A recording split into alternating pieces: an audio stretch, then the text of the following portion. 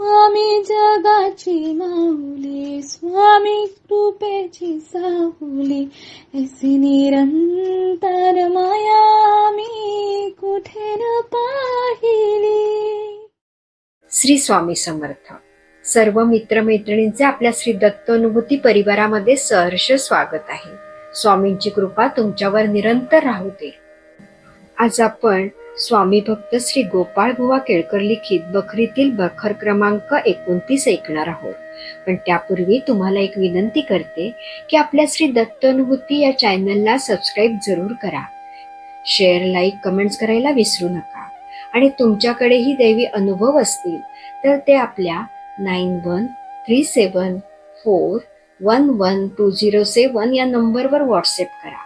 आपण ते हजारो भक्तांपर्यंत पोहोचूया, भक्तीचा प्रसार करूया आणि आनंद पसरूया. श्री स्वामी समर्थ. बखर क्रमांक 29. राजास दृष्टांत.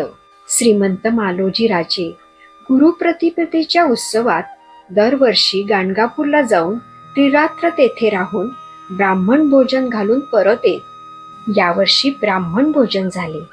त्या रात्री राजाच्या स्वप्नात श्री नृसिंह सरस्वती येऊन बोलले, मी तुझ्या गावी आलो असून तू येथे काय येतोस? हे स्वप्न पाहून राजा जागा झाला व दुसऱ्या दिवशी अक्कलकोटला परत आला. श्री स्वामी दत्तावतार आहेत अशी राजाची पूर्ण खात्री झाली.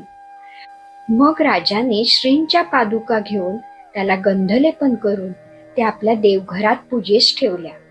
पुढे गुरुप्रतिपदेचा उत्सव राजा अक्कलकोटलाच करू लागला.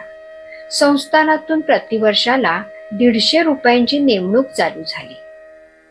येथे बखर क्रमांक 29 समाप्त होते. श्री स्वामी समर्थ.